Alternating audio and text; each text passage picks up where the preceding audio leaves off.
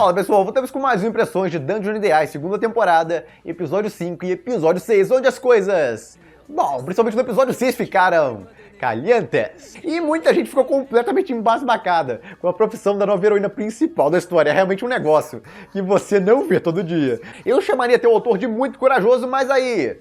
eu vou chegar lá, vou comentar mais minhas impressões desse episódio aqui nesse vídeo. De qualquer forma, se gostarem do vídeo, likes são muito bem-vindos, ajudam pra caramba. Compartilhem o vídeo e se inscrevam no canal que não se inscreveu ainda, pra não perder nenhum vídeo, e aperte aquele sininho, fique segurando. E aperte em todos pra receber realmente todos os vídeos no canal, todas as impressões pelo menos, de Dungeon Ideais. E quem puder, apoie o canal, vire membro, você ganha todos os vídeos do canal adiantados, vários vídeos extras com recomendações, lives e impressões semanais exclusivas, onde eu comento tudo que eu tô assistindo da temporada. Eu assisto muito, o anime tá dando vídeo de 1 hora, todo final de semana. Mas de qualquer forma, Dungeon Ideais, voltando aí, a história do episódio 5 não teve nada demais, eu até nem comentei aqui, muita gente ficou desesperada. Pô, mas por que você não comentou? Porque não tem que comentar, pô. O que comenta ali? A Hestia tem uma dívida. É só isso, o episódio inteiro pra dizer que a Hestia tem uma dívida. É engraçado? É engraçado, mas é um episódio de comédia, não tem muito o que falar a respeito. Basicamente, eles ganharam aquela casa lá do Apolo e tudo que o Apolo tinha e tudo mais. E parece que a família da Hestia vai crescer, vão chamar mais gente e tudo mais, abrem inclusive um recrutamento ali. E tem muita gente interessada, agora que eles têm poder, tem protagonista level 3 lá, tá ficando famosa a família dela. E aí começa a se interessar, só que aí no meio da coisa toda ela se achando e tudo mais. É engraçado então a cena. Digamos que é um episódio que tem alguma relevância, alguns pontinhos, mas é mais um episódio de fanservice do que outra coisa, pra você rir mesmo e ter um pouco de fanservice mesmo, literalmente, durante o episódio. Até porque eles fazem aquelas termais lá e tudo mais. Mas de qualquer forma, a Hestia lá tinha essa dívida, a outra descobriu lá, quando derrubou aquela caixa, e a dívida, essa é a parte mais engraçada do episódio pra mim, pelo menos eu ri demais dessa parte. A dívida vem da faca do protagonista, aquela faca lá que ganhou. Foi a Faísca, uma deusa que fez aquela faca pra ele, então realmente vale bastante, mas 200 milhões, nossa! E aí eles descobrem isso lá e ele fica completamente louco lá, porque ele tava batendo, esfaqueando, fazendo tudo com uma faquinha lá que valia 200 milhões. A reação dele foi o que mais me fez rir no episódio inteiro ali. Mas em geral é isso, um episódio mais cômico pra revelar que a Hestia lá, pra dar uma ambientada e tal deles na nova casa deles, e revelar que a Hestia tinha aquela dívida lá, e ela perdeu o orgulho dela e pedir ajuda a eles, pra ajudar ela com a dívida dela, porque ela falava lá que ia resolver sozinha e tudo mais, ela ia dar conta, obviamente não ia dar conta, ia trabalhar o resto da vida lá, e não ia ter como resolver o dinheiro dessa dívida ali, então agora tá pedindo ajuda a eles, pra ajudarem a juntar dinheiro, pra pagar aquela dívida dela. E outra coisa relevante desse episódio 5, é avisar que o protagonista evoluiu de novo bateu o recorde lá em velocidade de evolução. Ele tava na beirinha lá, quase, virando um level 3. No episódio passado, em termos de informação, quem leu a novel e tal, tem outras informações, sabia desses dados, mas quem não sabia, aí ele tava na beirinha e agora, depois de enfrentar aquele cara lá, vencer aquele cara, ele evoluiu pro level 3. Mas foi basicamente isso, não mostraram novas habilidades dele ou coisa parecida, a gente só sabe que ele evoluiu de level. O episódio 5 foi basicamente isso, e no finalzinho dão uma puxadinha pra aquela parte lá, que é da Haruhime. Sim, a garota, eu chamo de garota raposa, é tão mais fácil. Vou chamar ela de garota raposa. É a garota raposa aí que é a grande heroína dessa história. É uma heroína, é uma prostituta, Marco. Sim.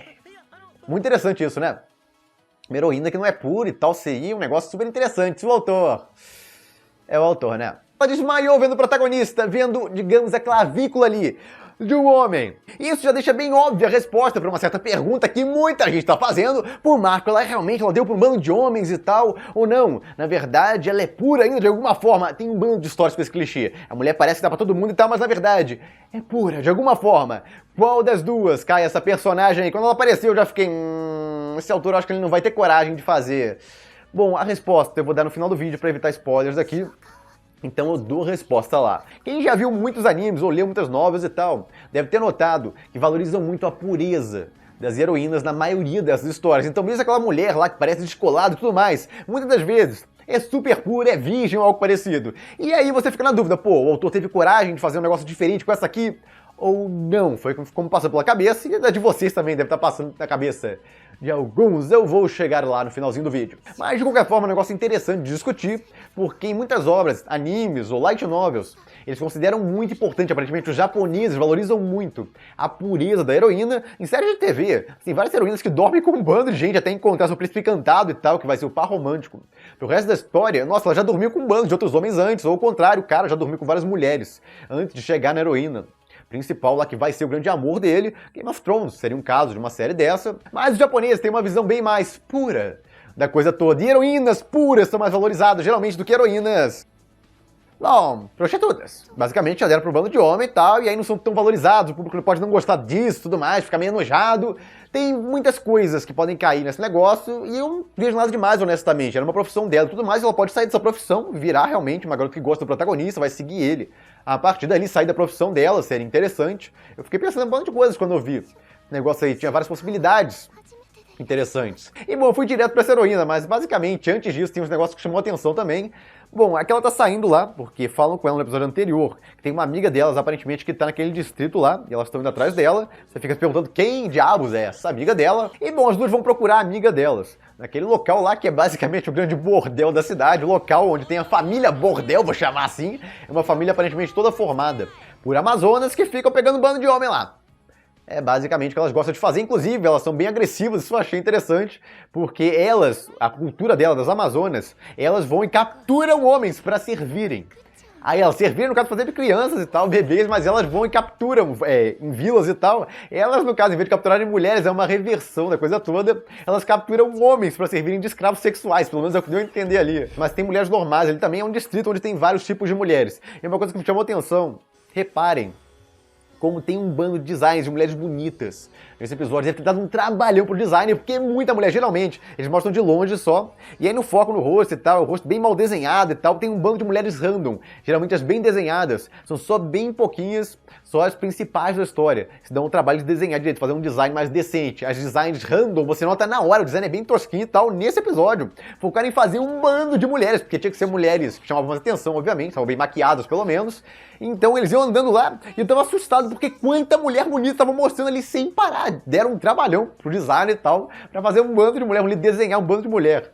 Chamativa nesse episódio, impressionante. Foi um negócio que me chamou bastante atenção. Mas de qualquer forma, essas duas aí, como eu falei, o autor prioriza a pureza das mulheres. Então essas duas aí são super puras, parecem uns 20 e poucos anos de idade, uns 20 pelo menos, mas ainda assim, ficam totalmente envergonhadas, ali mega envergonhadas, no meio daquele negócio todo, são cercadas por homens, e ao invés de tomarem uma atitude e tal, não, precisam de ajuda lá dos outros, pra conseguir se livrar deles. Então honestamente, podiam mostrar mulheres mais maduras e tal, ou pelo menos tivessem confiança, pra se livrar dos caras ali pelo menos, mas não. Basicamente é só entregar um negócio relacionado a sexo pra elas, que elas ficam completamente desarmadas lá, viram princesas indefesas. Esse negócio, como eu falei, de valorizar a pureza, como os autores japoneses gostam, eu acho exagerado pra caramba, mas beleza, segue aí. E esse é o arco do fanservice, basicamente não dá pra reclamar, porque, pô, a gente tá um bairro bordel, então não dá nem pra reclamar que tá tendo muito fanservice, é pra ter isso mesmo, nesse bairro aí, caramba. Nem mostraram nada, pensei que ia mostrar a gente se pegando e tal, no cantinho escuro lá, só pra dar a entender que acontece isso no meio da rua, coisa parecida, mas não.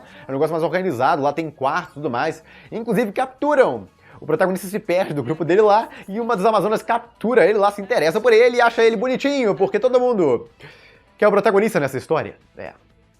Como eu falei, o protagonista cai bem naquele clichêzão, é aquele protagonista que parece sem graça pro público em geral. É aquele cara super inocente, é fortinho, realmente vai ficando forte ao longo do tempo, mas é basicamente isso. De resto, é aquele protagonista mega denso, padrão, mas todas as mulheres se apaixonam loucamente por ele só de ver. Ele e aquelas mulheres ali não são diferentes, todas querem pegar ele. Pô, Marco, é porque descobriram lá que ele é aquele cara do torneio. Isso também, mas se ele não fosse, iam querer pegar ele também, porque é esse tipo de história. O protagonista é irresistível. Sim. Ele é inocente, lá tem cara de bebezinho, mas é irresistível para qualquer mulher. Porque todas as mulheres desse mundo têm esse gosto e adoram homens que tem cara de bebê, de filhotinho. É muito estranho isso. Vale dizer, é extremamente exagerado por parte do autor, eu acho, pelo menos. Mas a gente engole. É basicamente um clichêzão lá que o autor faz questão de botar nessa obra. E o protagonista, em vez de se dar bem lá, poderia, caramba, olha só quanta mulher. Mas não, ele faz a atitude padrão dele, protagonista. Ai, meu Deus, o que é que eu faço aqui? É basicamente o que ele tava pensando ali por dentro. Eu vou morrer, vou ser violentado com essas mulheres. Coitadinho. Eu tô brincando aqui, basicamente ele tava sem reação lá, mega envergonhado, como se espera. Do Bel, o protagonista inocente. Eu tava xingando ele até que aparece essa, e eu concordo plenamente dele ter fugido de lá. Mas de qualquer forma, os outros vão seguir ele lá, querem capturar, e ele consegue fugir lá e encontra a nova heroína desse arco. Pô, Marco, como é que você sabe disso? Tá na opening! Na opening. Não é segredo. É meio óbvio, na verdade. Então, essa é a nova heroína e tal, vai ter foco nesse arco descaradamente, e essa parte aí é pro protagonista basicamente se acostumar. Com ela lá tem a interação inicial com ela, que vai levar ele a tentar defender ela, tirá-la dali, comprar ela, fazer alguma coisa que vai Bom, é meio óbvio, tá pela open e tudo mais, que ele vai lutar por ela de alguma forma. Ao mesmo tempo tem o Hermes. O Hermes também tá lá. A parte do Hermes é muito engraçada, ele vai levar alguma coisa pra essa mulher aí, a líder das Amazonas, daquela família lá de Amazonas, que se pega com um bando de homem lá. E bom, ela também, ela pegou o Hermes lá, foi muito engraçado aquela cena, ele chorando lá como se tivesse sido violentado por ela. Todas as mulheres são mais agressivas, por assim dizer, esse tipo de mulheres aí, das Amazonas, então ele chorando lá como se tivesse sido violentado. Meu Deus, agora vou levar mais a sério e tudo mais, mas é claramente vai ser um negócio, parecia um negócio cômico ali, a mulher não maltratou ele, por assim dizer, mas aparentemente ele não foi lá com esse objetivo, mas deve ter pensado que poderia acontecer alguma coisa. Inclusive ele dá aquele negócio pra protagonista, aquele energético lá, pro protagonista, o Viagra. Mas de qualquer forma, a cena cômica desse episódio, todas que eles tentaram ali, a que eu mais ri com certeza, foi essa do Hermes aí, esse personagem em geral. É muito simpático. E essa mulher aí claramente tá de olho no protagonista também, porque todo mundo tá de olho no protagonista. Pelo menos por ela. É porque ela ficou com inveja lá da Freya e tudo mais. A Freya tá de olho no protagonista, aparentemente é dela. Ela tava falando ali se a Freya tá de olho nele. Então ela quer roubar ele da Freya. Só pra deixar a Freya nervosa, ela não gosta da Freya, essa deusa aí. Mas de qualquer forma, essa aí também é outra que vai se apaixonar pelo protagonista, mas ela é mais inocente também, então pelo menos essa combina um pouco com a personalidade dele. As duas gostam de heróis, então adoram histórias de heróis e blá blá blá. E aí ela comenta que é uma prostituta. Antes disso, ela se pega com o protagonista e tal, diz que vai servir ele, e os dois começam a se pegar lá e parece que a coisa vai rolar, e aí ela desmaia. É a parte cômica. Você acha que vai dar em algum lugar? Eu não achei que ia dar em algum lugar. Mas de qualquer forma, se você achou aí, você se desiludiu com essa parte, ou deu umas risadas, eu não sei, ou ficou furioso talvez, mas de qualquer forma ela desmaia, ela vê a clavícula do protagonista, nem viu grande coisa, viu só a clavícula dele e desmaiou lá. A clavícula de um homem, nossa, realmente é um negócio... Ai meu Deus. Bom, de qualquer forma o protagonista e ela acordam depois e começam a conversar. Os dois ali criam uma amizade, claramente, entre os dois, que vai levar mais à frente a outras coisas, ele provavelmente tentando libertar ela, de ser uma prostituta lá, obrigado, tudo mais. A fazer aqueles negócios que entra numa grande discussão, que eu vou falar no final, como eu falei. Ela é virgem ou não é? Pô, Marca, ela é uma prostituta, é óbvio que ela não é virgem. E ela mesmo fala e tal, daquele serviço dela com vergonha e tal, e depois de ter aquele serviço ela não pode mais conseguir nada. Isso eu acho legal eles tratarem. Que aquele tipo de serviço não degrine a mulher, não impede ela de ser salva por alguém ou algo parecido. É um serviço, no caso dela, é obrigada ainda a fazer aquilo. As Amazonas, é legal que elas têm orgulho disso. Elas não têm vergonha nem nada, elas têm o maior orgulho disso, de fazer esse tipo de coisa. Então eu achei uma abordagem legal da coisa toda, porque sempre, a maioria das obras, pelo menos, tenta colocar como se fosse uma coisa vergonhosa fazer esse tipo de coisa. Então disso eu gostei. Mulheres que fazem isso têm orgulho realmente de se prostituírem e tudo mais. E aí essa aí é uma situação bem mais complicada, que se desvaloriza por estar se prostituindo, que é o padrão. E mais interessante é isso, o autor teria coragem realmente de fazer dela uma prostituta de verdade, que deu para um bando de homem antes e tudo mais, que é um negócio que desvaloriza a heroína para muito pessoal japonês e tal, que preza pela pureza da heroína. Ou não, ia ter aquele clichê básico e tal, de que ela achava que não era pura por algum motivo, mas na verdade ela é. Ela acha que, no caso, ter se deitado com algum homem mesmo sem ter feito nada, deixa ela impura. Tem vários clichês que você pode aplicar a esse tipo de situação. Quem já viu, no caso muitos animes, já deve ter visto coisa parecida, ou leu muitas obras japonesas e tal. Mas de qualquer forma, qual seria o caso dela? Ela é uma prostituta pra valer, já dormiu com vários homens ou não? Quem não quer spoiler, quem não quer saber se essa mulher aí, a nova heroína, é pura ou não, sai do vídeo agora, dá um like aí, ajuda bastante, mas dá o fora do vídeo agora. E quem quer saber, fica aí. Bom, ela é pura. Sim. Pô, Marco, como assim? Bom, basicamente, ela desmaiava toda vez que via um homem, tirava a camisa e tal de um homem. Ela começava o serviço, igual fez com o Bel, ele já dá a dica disso, no caso, na parte do Bel. Ela não consegue lidar com homens, então ela tirou ali a camisa do Bel e desmaiou. Ela fez isso com todos os outros clientes dela até ali, então... Ela até agora é virgem, ela não sabe disso, porque ela desmaia. Então ela acha que aconteceu alguma coisa e tal, mas não fazem nada com ela. Na verdade, poderia. Um cara ali, depois dela desmaiar, poderia mandar ver lá com ela, porque ele pagou pelo serviço e tal. Mas seria meio que, digamos, não teria o consentimento dela, não seria correto com certeza também. Mesmo isso aí é um serviço, tem umas regras, por assim dizer.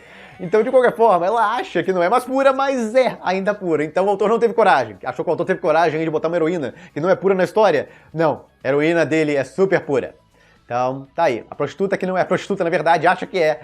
E não é. A ironia. Alguns vão achar legal porque deixa a situação mais feliz pra ela, mas tem um ponto negativo, que já tem um bando de heroínas puras nessa história, então bota uma diferente pra variar, caramba. Ela tem um passado, que ela teve que fazer aquilo e tudo mais, é meio triste, com certeza. Ela foi obrigada a isso, na vida e tudo mais, foi vendida como escrava, ok. Mas ainda assim, seria muito mais interessante, teria uma história muito mais trágica ali por trás, e ela tem que superar isso depois, e ela é uma prostituta, então mesmo assim o protagonista gosta dela de qualquer forma, não faz diferença pra ele, seria muito mais interessante do que revelar no final, não, na verdade eu sou pura e tal. E pra você que tava desesperado aí, achou um negócio horrível e tal, ela ser uma prostituta, tá aí. Na verdade ela não é.